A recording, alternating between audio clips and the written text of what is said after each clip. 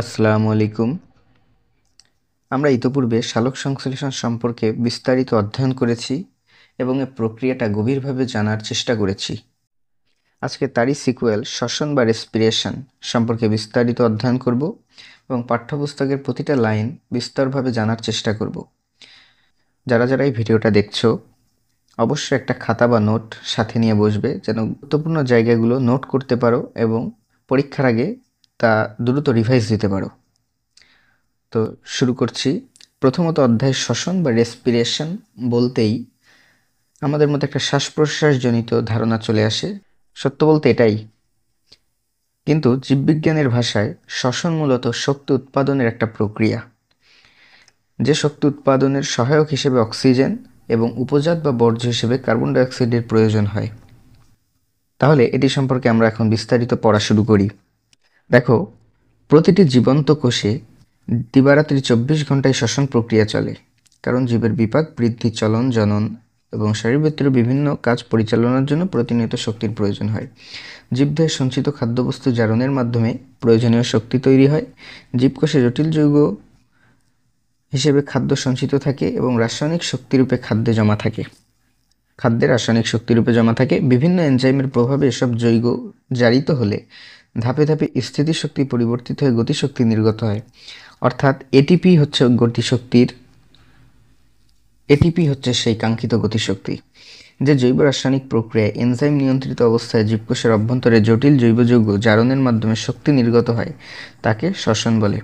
যে জৈব রাসায়নিক প্রক্রিয়ায় এনজাইম নিয়ন্ত্রিত অবস্থায় জীবকোষের অভ্যন্তরে জটিল জৈব যৌগ জারণের মাধ্যমে শক্তি নির্গত হয় তাকে শ্বসন বলে। ল্যাটিন শব্দ রেসপিরা থেকে শ্বাস নেয়া।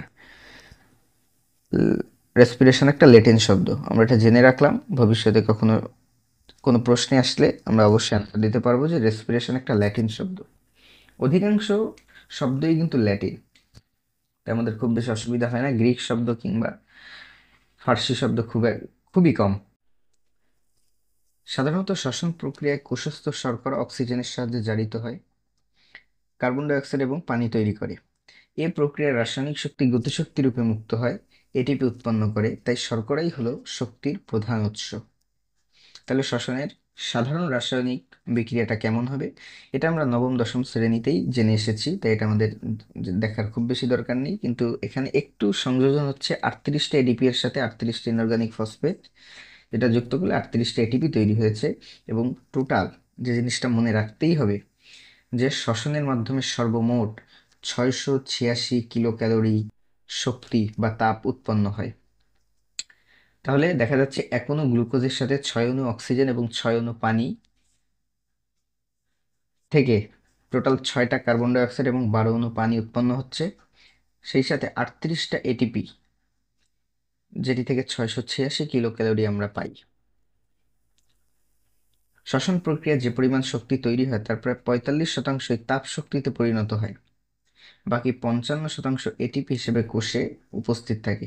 অর্থাৎ তাপ শক্তি হিসেবে এটি পরিবেশে বিলুপ্ত হয়ে যায়, যেটাকে আমরা কাজে লাগাতে পারি না।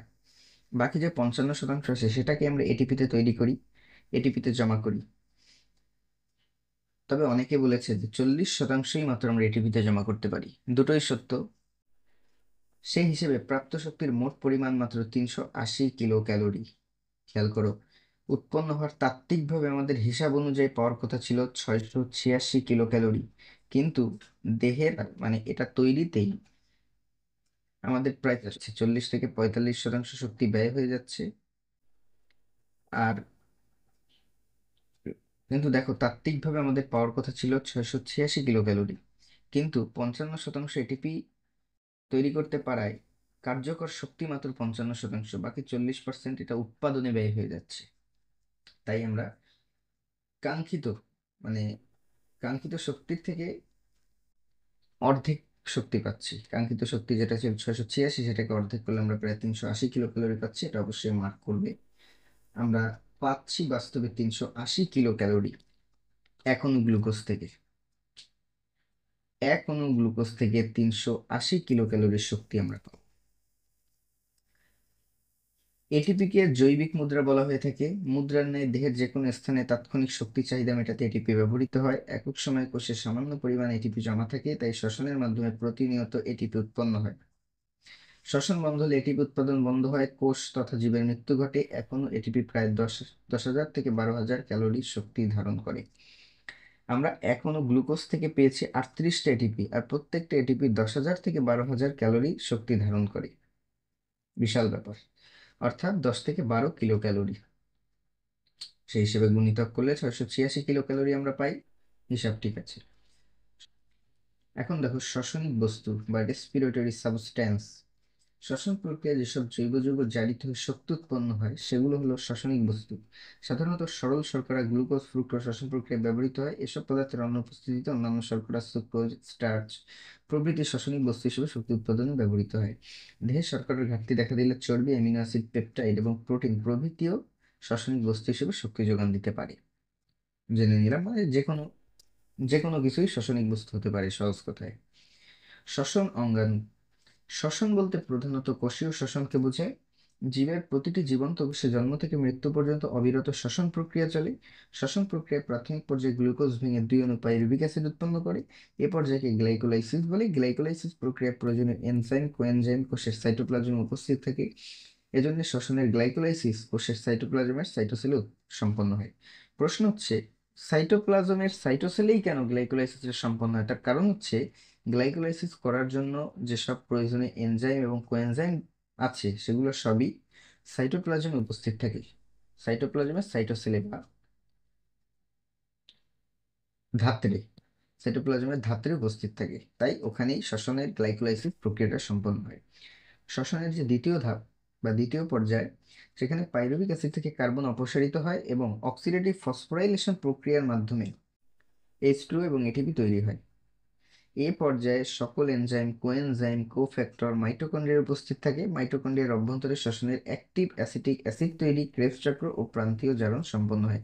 অর্থাৎ গ্লাইকোলাইসিস ব্যতীত উন্নত জীবের সবকিছু, গ্লাইকোলাইসিস ব্যতীত বাকি 3টা বিক্রিয়াই মাইটোকন্ড্রিয়াতে সম্পন্ন হচ্ছে। যেমন দেখো, অ্যাক্টিভ অ্যাসিটিক অ্যাসিড তৈরি, ক্রেবস চক্র, প্রান্তীয় জারণ। এখন প্রশ্ন হচ্ছে, ভাই প্রান্তীয় জারণটা কি? এটা আমরা পরবর্তীতে দেখব। প্রান্তীয় জারণ মূলত ইলেকট্রন ট্রান্সপোর্ট সিস্টেম নামে একটা অংশ তোমরা পড়েছো, সেটাই মূলত প্রান্তীয় জারণ। যেহেতু এটা সর্বশেষে ঘটে, সবার শেষে এই বিক্রিয়াটাই ঘটে, তাই এটাকে আমরা প্রান্তীয় জারণ বলে থাকি। এখানে মূলত জারণ বিক্রিয়াই ঘটে। আর বাকি অ্যাক্টিভ অ্যাসিটিক অ্যাসিড তৈরি, এটা মূলত অ্যাসিটাইল কোএনজাইম এ। এটাকে আমরা acetic acid, active acetic acid বলছি। অ্যাসিটাইল কোএনজাইমে আমরা তো এগুলো নিয়ে বিস্তারিত পড়ব পরবর্তীতে, সবাত শ্বসন অধ্যায় অংশে আমরা এটা পড়ব। শ্বসনের প্রকারভেদ দেখো, সাধারণত শ্বসন প্রক্রিয়ায় অক্সিজেনের প্রয়োজন পড়ে, কিন্তু অক্সিজেনের অনুপস্থিতিতেও কোষের শ্বসন প্রক্রিয়ায় শক্তি উৎপন্ন হয়। অর্থাৎ অক্সিজেন না থাকলেও কিন্তু শ্বসন প্রক্রিয়া শক্তি উৎপন্ন হতে পারে, যদিও ওটার পরিমাণ কম। অনেক অণুজীব অক্সিজেনের অনুপস্থিতিতে জন্মাতে সক্ষম। অক্সিজেনের উপস্থিতি বা অনুপস্থিতির ভিত্তিতে শ্বসন দুই প্রকার: সবাত শোষণ, অবাত শোষণ। অবাত শোষণের মাত্র দেখো এখানে দাগানোই আছে, 20 কিলো ক্যালোরি শক্তি পাই। সবাত শোষণে পাই কোথায় দেখো 686 কিলো ক্যালোরি, আর অবাত শোষণে মাত্র 20 কিলো ক্যালোরি। এখানে যে জিনিসটা আমাদের গুরুত্বপূর্ণ মনে রাখতে হবে, অক্সিজেনের অনুপস্থিতিতে অবাত শোষণ ঘটে। অবাত শোষণ প্রক্রিয়ায় অক্সিজেনের অনুপস্থিতিতে শ্বসনিক বস্তু অসম্পূর্ণরূপে জারিত হয়। অর্থাৎ শ্বসনিক বস্তু পাইরুভিক অ্যাসিড, সেটা অসম্পূর্ণরূপে জারিত হয়, অল্প পরিমাণ শক্তি উৎপন্ন হয়, 2টা এটিপি তৈরি হয়। এখানে যেটা আমাদের গুরুত্বপূর্ণ মনে রাখতে হবে সেটা হলো, গ্লুকোজ, এডিপি, ইনঅর্গানিক ফসফেট যুক্ত হয়ে গ্লুকোজ, তার সাথে এডিপি যুক্ত হচ্ছে, এখানে দুটো যৌগ তৈরি হতে পারে। দুটো যৌগ তৈরি হতে পারে, দুটোই দুটোই সঠিক। দুটোই সার্বিকভাবে দুটো ভিন্ন যৌগের ক্ষেত্রে বা দুটো ভিন্ন পরিস্থিতিতে তৈরি হতে পারে। এমনকি মানব দেহেও এই দুটো যৌগ তৈরি হতে পারে যদি অক্সিজেনের অভাব ঘটে। অর্থাৎ এখনো গ্লুকোজের সাথে 2টা এডিপি এবং ইনঅর্গানিক ফসফেট যুক্ত হলে 2 অণু কার্বন ডাই অক্সাইড পাচ্ছি, 2টা ইথাইল অ্যালকোহল পাচ্ছি, আর 2টা ল্যাকটিক অ্যাসিড পাচ্ছি। এখন এখানে একটা প্রশ্ন থাকতে পারে যে, ভাইয়া ইথাইল অ্যালকোহল আর ল্যাকটিক অ্যাসিড কখন তৈরি হবে, কোথায় তৈরি হবে? এই প্রশ্নটার উত্তর হচ্ছে ইথাইল অ্যালকোহলের সাধারণ রূপ। ইথাইল অ্যালকোহলটা যেমন কতিপয় ব্যাকটেরিয়া, ইস্ট, ছত্রাক, জলাবদ্ধ মাটিতে উদ্ভিদ ব্যবহার করতে পারে, ল্যাকটিক অ্যাসিডটা খুব সীমিত ক্ষেত্রে তৈরি হয়। যেমন আমরা যদি খুব কঠোর শারীরিক পরিশ্রম করি, তখন আমাদের পেশি কোষে কিন্তু এই ল্যাকটিক অ্যাসিডটা তৈরি হয়, ইথাইল অ্যালকোহলটা তৈরি হয় না। ইথাইল অ্যালকোহলটা শুধুমাত্র জীবের ক্ষেত্রে তৈরি হচ্ছে, আর ল্যাকটিক অ্যাসিডটা শুধুমাত্র এমন পরিস্থিতিতে যখন সবাত শোষণ অক্সিজেন পাচ্ছে না, অক্সিজেন চাচ্ছে কিন্তু পাচ্ছে না, সেই পরিস্থিতিতে কিন্তু ল্যাকটিক অ্যাসিড তৈরি করবে। সেই পরিস্থিতিতে কিন্তু কার্বন ডাইঅক্সাইড তৈরি হবে না, কারণ জীব নেই, কার্বন ডাইঅক্সাইডও নেই, ওখানেই জমা হয়ে থাকবে কার্বন ডাইঅক্সাইড আর ইথাইল অ্যালকোহল দুটো মিলেমিশে। তাই আমরা বলতে পারি ইথাইল অ্যালকোহল প্রকৃত রূপ ল্যাকটিক অ্যাসিড মানুষ সহ অন্যান্য প্রাণীদের পেশির একটা পেশি উৎপন্ন একটা যৌগ, পেশি পেশিতে হওয়া আবাদ শোষণে উৎপন্ন যৌগ। তাহলে আমরা বলতে পারি ইথাইল অ্যালকোহল হলো সকল জীবের, সকল অনুন্নত জীবের বেঁচে থাকার জন্য হওয়া আবাদ শোষণ, যেটা স্বাভাবিক প্রক্রিয়া, আর শুধুমাত্র মানুষ ও অন্যান্য জীবের পেশিতে উৎপন্ন যৌগ হচ্ছে ল্যাকটিক অ্যাসিড। ঠিক আছে, এখানে লেখাও আছে কতিপয় প্রজাতির ব্যাকটেরিয়া, এককোষী ছত্রাক, ইস্ট, জলাবদ্ধ মাটিতে উদ্ভিদের মূলের কোষ, এটা আমাদের মনে থাকে না, অতিরিক্ত পরিশ্রমের সময় মানুষের পেশি কোষে অবাধ শোষণে শক্তি উৎপন্ন হয়।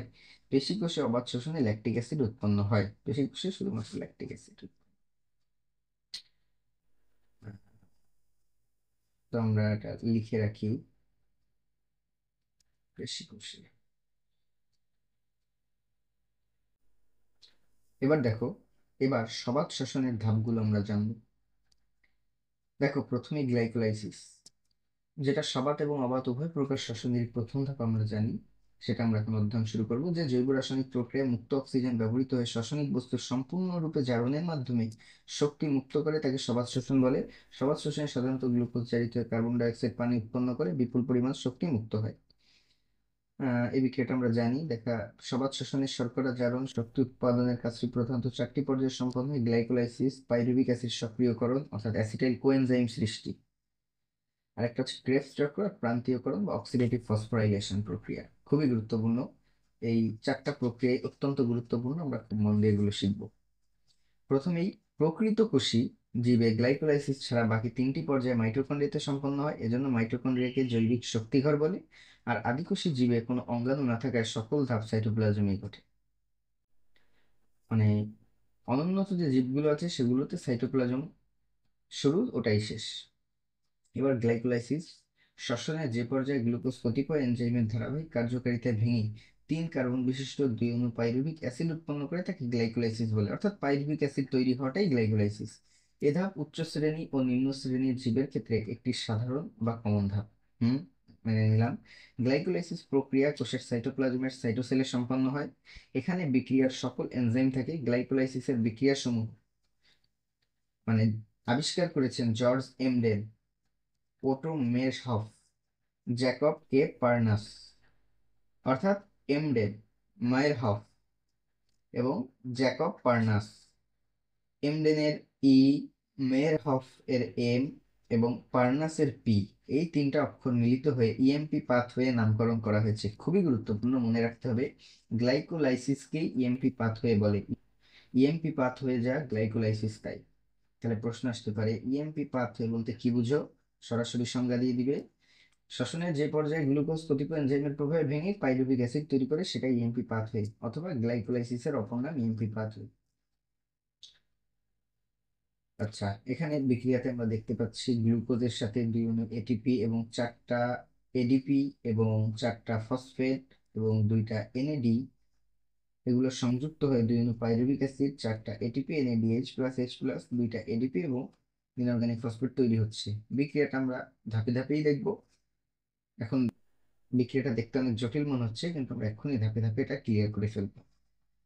গ্লাইকোলাইসিসের বিভিন্ন ধাপ নিচে বর্ণনা। গ্লাইকোলাইসিসের প্রারম্ভিক ধাপে গ্লুকোজ 1 অণু এটিপি দ্বারা ফসফেট যুক্ত হয়ে শক্তি সঞ্চয় করে। প্রথমে আমাদের এটিপি লাগবে, অর্থাৎ এই ধাপের শুরুতেই গ্লুকোজ একটা ফসফেট নিয়ে গ্লুকোজ 6 ফসফেটে পরিণত হবে, অর্থাৎ গ্লুকোজের 6 নাম্বার কার্বনের সাথে ফসফরাস যুক্ত হয়ে যাবে, নাম হবে গ্লুকোজ 6 ফসফেট। এখানে যেটা যুক্ত হবে সেটা হচ্ছে হেক্সোকাইনেজ। কাইনেজ মানে আমরা জানি যেটা ফসফরাসকে আদান প্রদান করে। আমরা প্রত্যেকটা এনজাইম সম্পর্কে বিস্তারিতভাবে শিখব। যেমন কাইনেজের কাজ হচ্ছে ফসফরাসকে আদান প্রদান করা। যেখানেই ফসফরাস সেখানেই কাইনেজ। এখানে হেক্সোকাইনেজ মানে এখানে অবশ্যই একটা ফসফরাসের আদান প্রদান হতে হবে। খুবই শক্তিশালী এই যে এটিপির সাথে একটা ফসফরাস যুক্ত থাকে, সেটা ভাঙলে অনেক শক্তি আমরা পাই। তো এই শক্তিটাকে আদান প্রদান করেছে আমাদের কাইনেজ এনজাইম। এখানে সব আরো গুরুত্বপূর্ণ জিনিস হচ্ছে ম্যাগনেসিয়ামের প্রয়োজন আছে। দেখো আমাদের ম্যাগনেসিয়ামেরও কিন্তু প্রয়োজন আছে। তো হেক্সোকাইনেজ এনজাইম অনুঘটক হিসেবে কাজ করে এবং এটিপি ফসফেট ত্যাগ করে এডিপিতে পরিণত হয়। জেনে নিলাম। ফসফোগ্লুকো আইসোমারেজ এনজাইমের প্রভাবে গ্লুকোজ 6 ফসফেট পরিবর্তিত হয়ে ফ্রুক্টোজ 6 ফসফেটে পরিণত হয়। ফসফোগ্লুকো আইসোমারেজ, আইসোমারেজ মানে কি? আইসোমার মানে সমাণু। আইসোমারেজ যে সমানুকরণ বিক্রিয়া ঘটায়, যে সমাণুতে পরিণত করে। ফসফোগ্লুকো আইসোমারেজ অর্থাৎ ফসফেট যুক্ত গ্লুকোজের আইসোমার তৈরির এনজাইম। ফসফোগ্লুকো আইসোমারেজ ফসফেট যুক্ত গ্লুকোজের আইসোমার তৈরির এনজাইম। আমরা জানি গ্লুকোজের একটা আইসোমার হচ্ছে ফ্রুক্টোজ। তাই আইসোমারেজ এনজাইম গ্লুকোজ 6 ফসফেট থেকে ফ্রুক্টোজ 6 ফসফেটে পরিণত করে ফেলবে। আশা করি বিষয়টা ক্লিয়ার। অর্থাৎ এখানে উৎপন্ন বস্তু হচ্ছে ফ্রুক্টোজ 6 ফসফেট।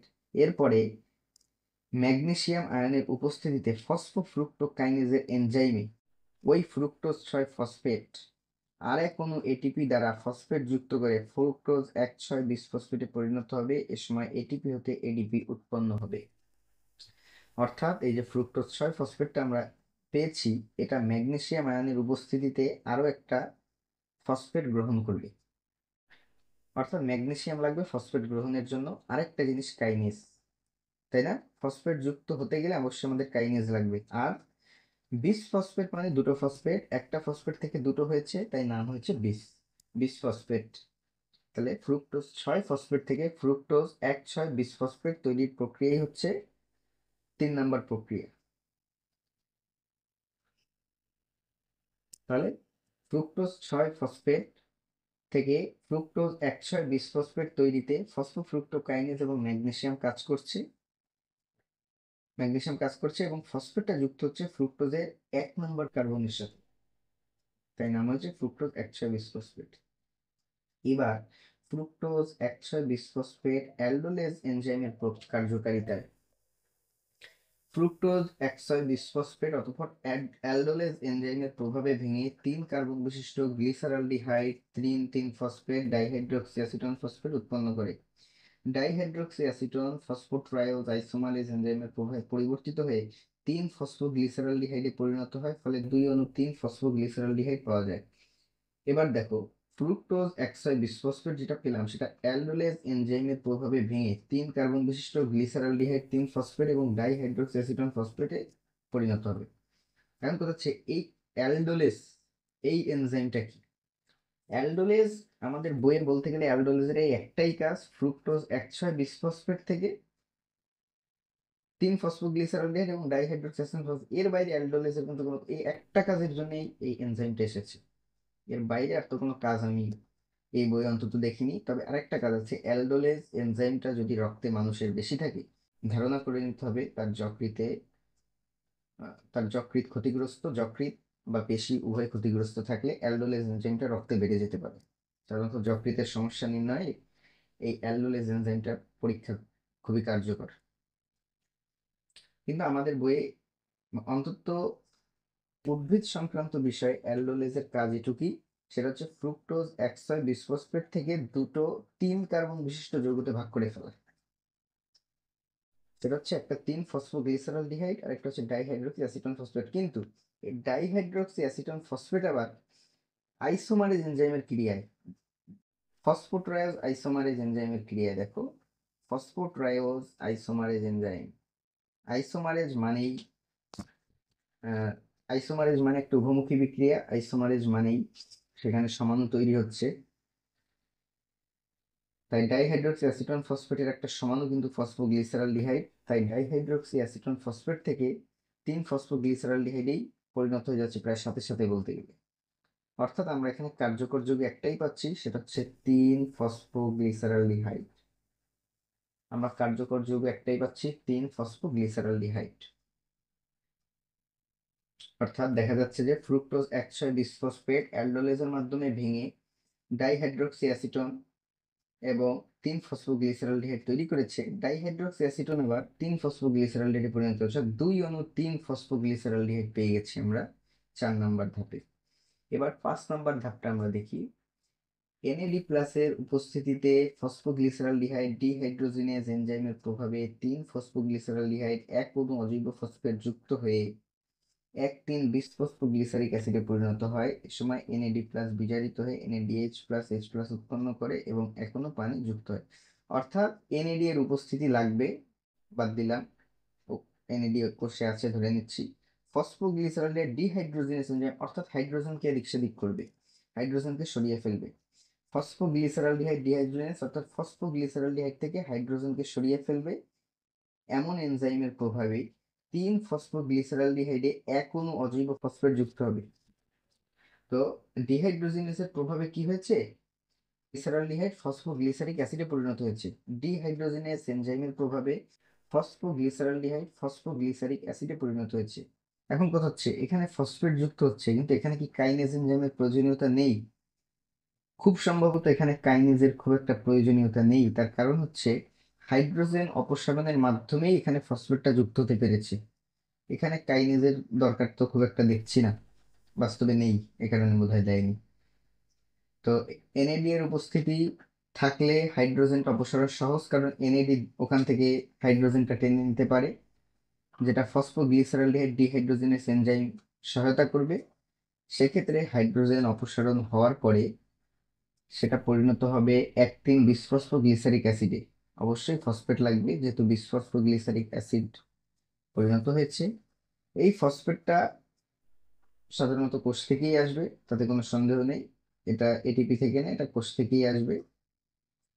আর এনএডি বিজারিত এনএডিএইচ প্লাস এইচ প্লাস উৎপন্ন করবে, অর্থাৎ যে হাইড্রোজেনটা ছিল সেই হাইড্রোজেনটা এখানে এইচ প্লাস এইচ প্লাস হিসেবে পরিণত হবে। আচ্ছা, এই এই বিক্রিয়াটা আমরা একটু বিস্তারিতভাবে দেখতে চাই। খাতা কলম আমরা যদি একটু খাতা কলমে এই বিক্রিয়াটা সম্পর্কে জানতে চাই।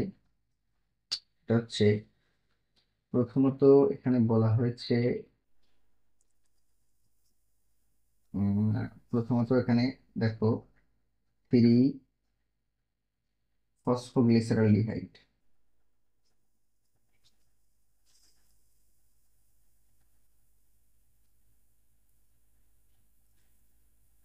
আর এখান থেকে পরিণত হচ্ছে 1,3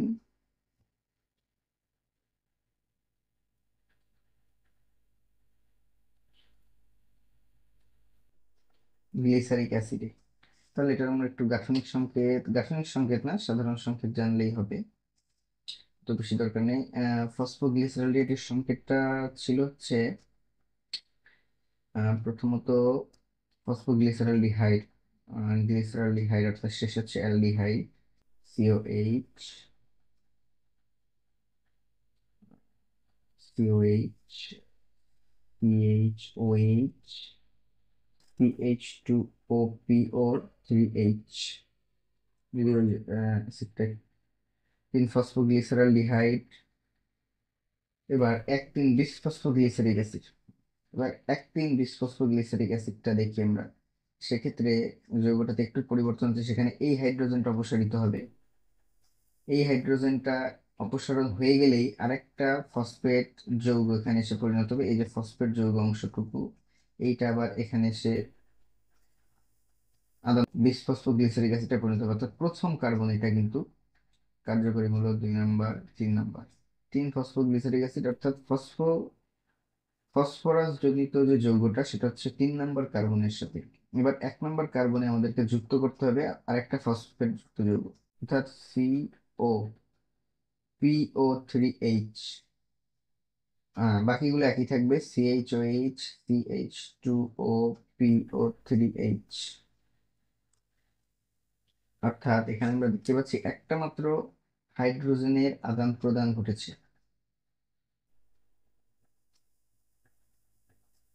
এটা কিন্তু সব ঋণাত্মক চিহ্ন যুক্ত, পুরোটা একটা যৌগমূলক। এই ঋণাত্মক চিহ্ন পুরো এটাকে, এই রেডিকেলটা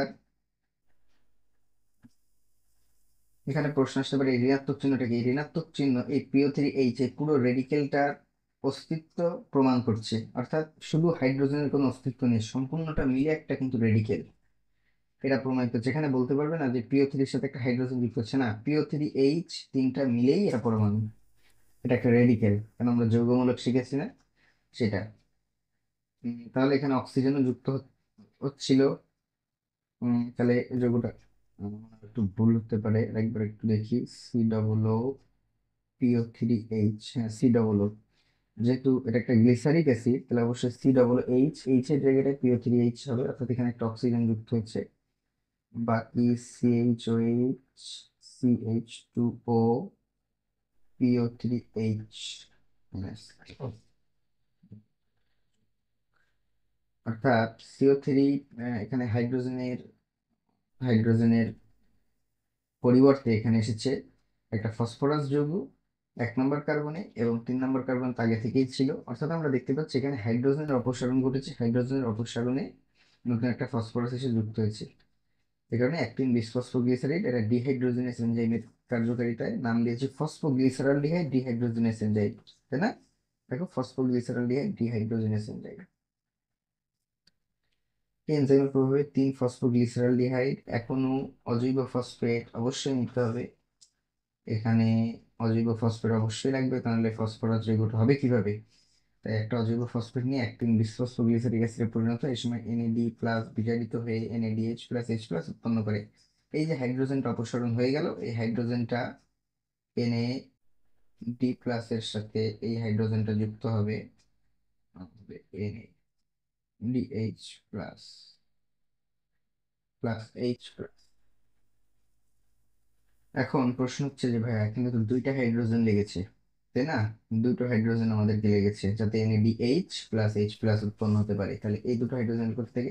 মনে করে দেখো, আমরা যখন 4 নম্বর ধাপে গিয়েছিলাম তখন ফ্রুক্টোজ 1,6 বিসফসফেট কে অ্যালডোলেজ এনজাইম ভেঙে দিয়েছিল, দুটো অংশে ভেঙে দিয়েছিল, যে দুটো অংশ কিন্তু পরবর্তীতে 3টা ফসফোগ্লিসারালডিহাইড আমাদেরকে তৈরি করে দিয়েছিল। অর্থাৎ আমরা তিনটা ফসফোগ্লিসারি 3টা ফসফোগ্লিসারালডিহাইড দুটো পেয়েছিলাম, যেখান থেকে দুটো হাইড্রোজেন অপসারণ হয়েছিল। তাই একটা NAD এই হাইড্রোজেন দুটো পেয়েছে, পেয়ে NADH প্লাস H প্লাস অর্থাৎ বিজারিত নিকোটিনামাইড অ্যাডিনিন ডাইনিউক্লিওটাইড হাইড্রোজেন তৈরি করতে পেরেছে। বুঝলাম। এখন পরবর্তী যে ধাপটা, সেই ধাপটা একটা বিক্রিয়ার চার্ট এখানে আছে, এটা আমরা একটু পরবর্তীতে শিখবো আশা করি। আমরা নিজেরাও, প্রতিটা বইয়ে আছে, আমরা নিজেরাও শিখে নিতে পারি। তাহলে ওটা পরে আসি। 6 নম্বর ধাপটা দেখি। এই যে অ্যাক্টিন বিসফসফোগ্লিসারিক অ্যাসিড আমরা তৈরি করেছি, এই অ্যাসিডটা কাইনেজ এনজাইম। কাইনেজ মানে কি? আবারও সেই ফসফরাস আদান প্রদান, কাইনেজ মানেই ফসফরাস যুক্ত হয়েছে, এবং কাইনেজ থাকলে বুঝতে হবে এখানে এটিপিও আছে। আমাদেরকে এটা ধারণা অবশ্যই থাকতে হবে এখানে এটিপি এডিপির সম্পর্ক অবশ্যই আছে, কাইনেজ মানেই এটিপি এডিপি। আগেরবার 5 নম্বর বিক্রিয়াতে কাইনেজ আমাদের লাগেনি, কারণ সম্ভবত এখানে এটিপি এডিপি নেই, তাই না? এখানে কোষ থেকেই এই ইনঅর্গানিক ফসফেটটা নিয়েছে, কোষ থেকেই দেখো ইনঅর্গানিক যে ফসফেটটা সেটা কোষ থেকেই নিয়েছিল, তাই এখানে কাইনেজ এনজাইম লাগেনি। কিন্তু এবার কোষ থেকে না, এবার এটিপি থেকে নিচ্ছে। এটিপিও কোষের মধ্যে ঠিক আছে, কিন্তু ডাইরেক্টলি এটিপি থেকেই নিচ্ছে, সাইটোপ্লাজম বা মাইটোকন্ড্রিয়ার ধাত্র থেকে না। এক্ষেত্রে কাইনেজ এনজাইমের প্রভাবে এডিপি এর উপস্থিতিতে অ্যাক্টিন বিসফসফোগ্লিসারিক অ্যাসিড এক অণু ফসফেট ত্যাগ করে 3 ফসফোগ্লিসারিক অ্যাসিডে পরিণত হয়, অর্থাৎ এবার ফসফেট ত্যাগ করেছে, এবার এটিপি তৈরিতে সহায়তা করেছে। আগেরবার এটিপি ভেঙেছে, এবার এটিপি গঠন করেছে। এর সময় এডিপি ফসফেট যুক্ত হয়ে এটিপি উৎপন্ন করে, অর্থাৎ এবার phosphoglyceric acid kinase actin bisphosphoglyceric যে অ্যাসিডটা ছিল, অ্যাক্টিন বিসফসফোগ্লিসারিক অ্যাসিড থেকে এক অণু ফসফেটকে ত্যাগ করিয়েছে, ত্যাগ করিয়ে 3 ফসফোগ্লিসারিক অ্যাসিডে পরিণত হচ্ছে, অর্থাৎ 1 নম্বর কার্বন থেকে একটা ফসফেটকে বের করে দিয়েছে এবং 3 ফসফোগ্লিসারিক অ্যাসিডে পরিণত করিয়েছে, দেখা যাচ্ছে 3 ফসফোগ্লিসারিক অ্যাসিডে পরিণত হয়েছে। এ সময় এডিপি ফসফেট যুক্ত হয়ে এটিপি তৈরি করেছে। আমরা এই প্রথম কিন্তু সম্ভবত একটা এটিপি পেলাম, এত বড় বিক্রিয়ায় 6 নম্বর ধাপে আমরা এসে একটা এটিপি পেলাম। বিক্রিয়াটা হচ্ছে acting bisphosphoglyceric acid phosphoglyceric acid কাইনেজের উপস্থিতিতে 3 ফসফোগ্লিসারিক অ্যাসিডে পরিণত হচ্ছে, একটা এডিপি থেকে এটিপি তৈরি হচ্ছে। পরবর্তী পেজে দেখি কি আছে। ফসফোগ্লিসারোমিউটেজ। আচ্ছা, মিউটেজ মানে যে মিউটেশন ঘটায়, এক কার্বন থেকে আরেক কার্বন, একই যৌগের এক কার্বন থেকে আরেক কার্বনে শিফট করে ফেলে কোনো একটা মূলককে, সেটাই হচ্ছে মিউটেজ। তো এখানে দেখি ফসফোগ্লিসারোমিউটেজ এনজাইমের কার্যকারিতায় 3 ফসফোগ্লিসারিক অ্যাসিড পরিবর্তিত হয়ে 2 ফসফোগ্লিসারিক অ্যাসিডে পরিণত হয়। এ সময় ফসফেট অণু 3 নং কার্বন থেকে 2 নং কার্বনে স্থানান্তরিত হয়। হ্যাঁ, তার অর্থ এখানে ফসফোগ্লিসারোমিউটেজ এনজাইমটা যে 3 ফসফোগ্লিসারিক অ্যাসিড ছিল, সেটা 3 নম্বর থেকে 2 নম্বরে শিফট করিয়ে 2 ফসফোগ্লিসারিক অ্যাসিডে পরিণত করিয়েছে। ব্যাস, এখানে তেমন কোনো কাজ নেই। এবার ইনোলেজ এনজাইম, যেটা ইনল তৈরি করে। ইনোলেজ ইনল তৈরিকারী এনজাইম। ইনোলেজ এনজাইমের প্রভাবে 2 ফসফোগ্লিসারিক অ্যাসিড হতে 2 ফসফোইনল পাইরুভিক অ্যাসিড উৎপন্ন হয়। এ সময় এখনো পানি বের হয়ে যায়। এই দেখো, এখন আমরা কাঙ্ক্ষিত পাইরুভিক অ্যাসিডের একটা জাতক পেলাম, 2 ফসফোইনল পাইরুভিক অ্যাসিড। এটা করেছে কি ইনোলেজ। ইনোলেজ করেছে 2 ফসফোগ্লিসারিক অ্যাসিড থেকে 2 ফসফোইনল পাইরুভিক অ্যাসিডে পরিণত করেছে। তাহলে ফসফোইনল পাইরুভিক অ্যাসিড কে তৈরি করেছে? Enol pyruvic acid. ইনল মানে ইনোলেজ, ইনল মানে ইনোলেজ, আমরা এটা মনে রাখতে পারবো, খুব সহজে আমরা এটা মনে রাখবো। ইনল মানেই ইনোলেজ, ফসফোইনল পাইরুভিক অ্যাসিড। এবার সর্বশেষ ধাপে আমরা দেখছি গ্লাইকোলাইসিসের চূড়ান্ত ধাপে এডিপি এর উপস্থিতিতে পাইরুভিক অ্যাসিড কাইনেজ এনজাইমের প্রভাবে 2 ফসফোইনল পাইরুভিক অ্যাসিড এখনো ফসফেট ত্যাগ করে পাইরুভিক অ্যাসিডে পরিণত হয়। এডিপি এ সময় ফসফেট যুক্ত হয়ে এটিপিতে পরিণত হয়। অর্থাৎ চূড়ান্ত ধাপে পাইরুভিক অ্যাসিড কাইনেজ এনজাইমের সহায়তায়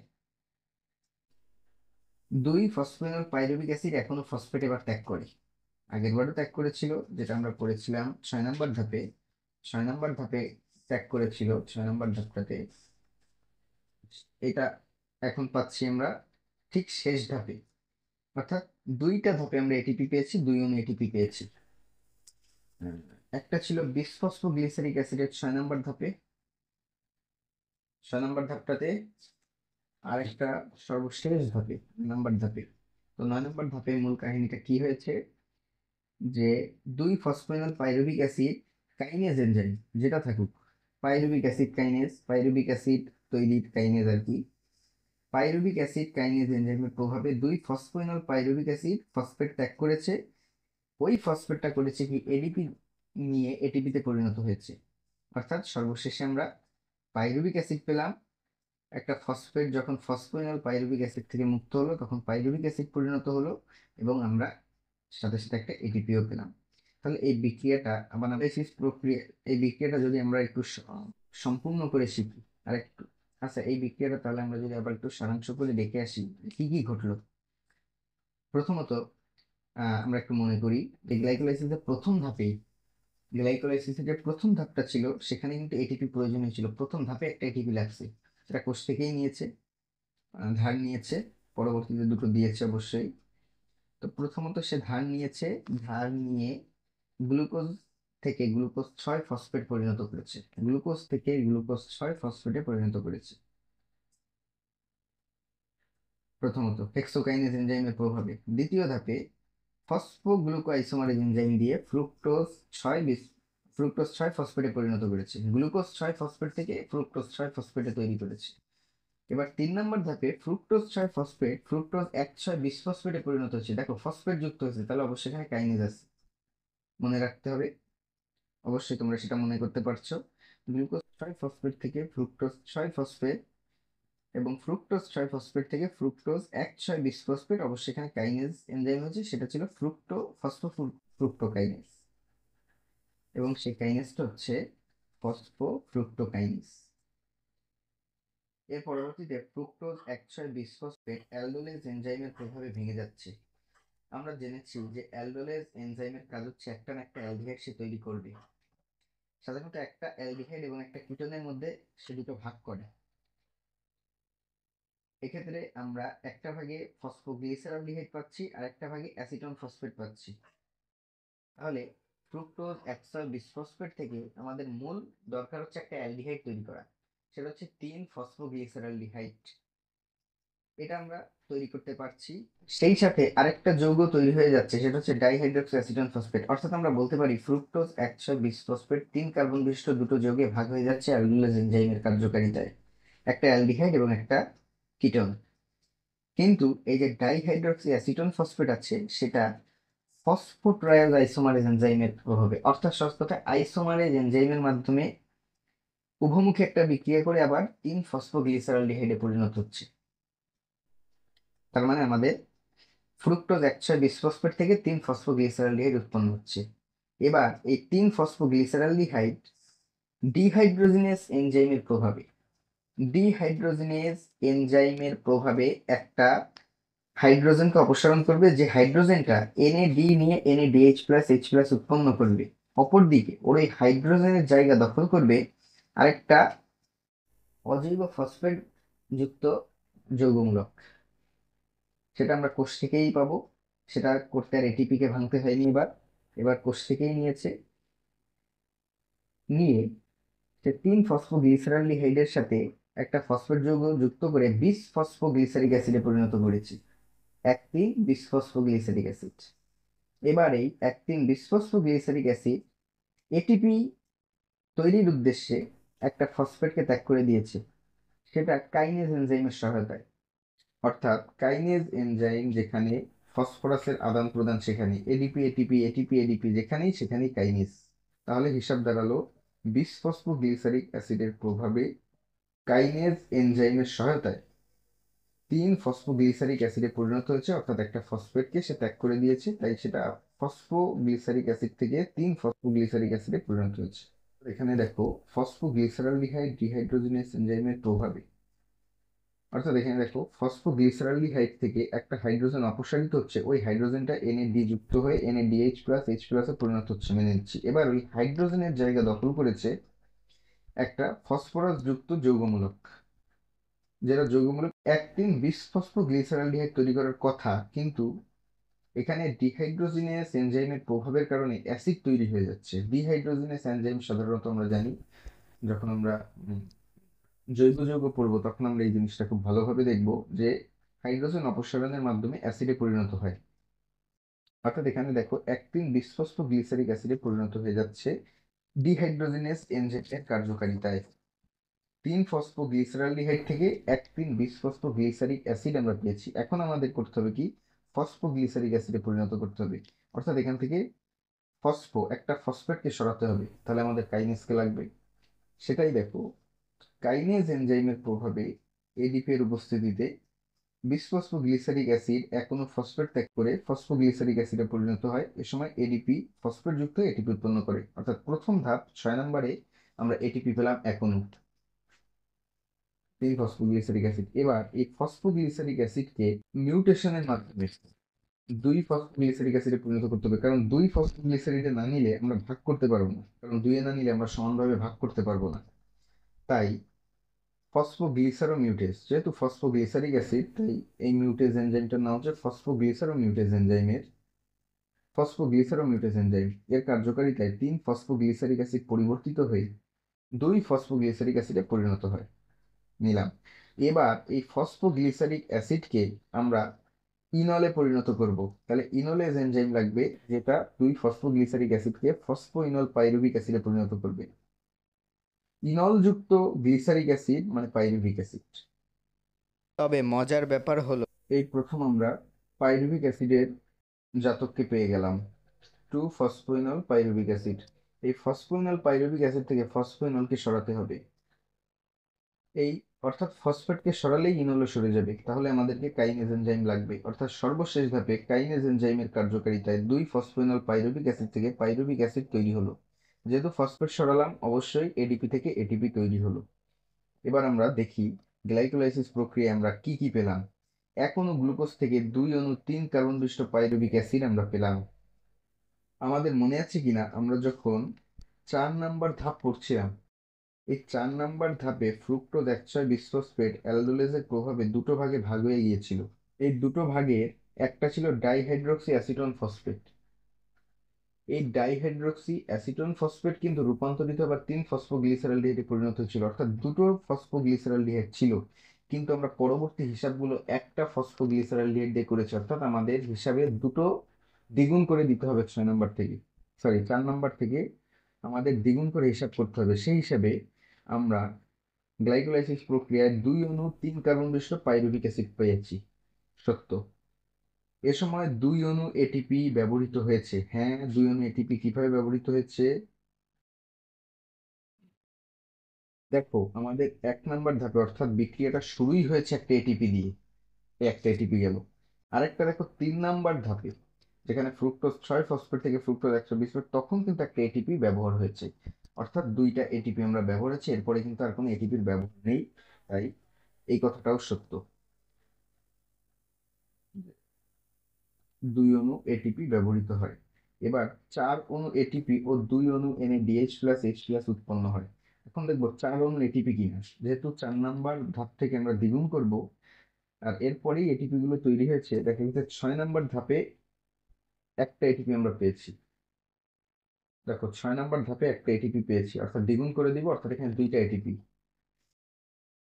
আর পেয়েছি 9 নম্বর ধাপে, 9 নম্বর ধাপে আমরা একটা এটিপি পেয়েছি, এটাকেও দ্বিগুণ করে দিব, দুটো, অর্থাৎ দুটো দুটো মিলে 4 অণু এটিপি। কথা সত্য। 2 অণু NADH প্লাস H প্লাস উৎপন্ন হয়। 2 অণু NADH কিভাবে হয়?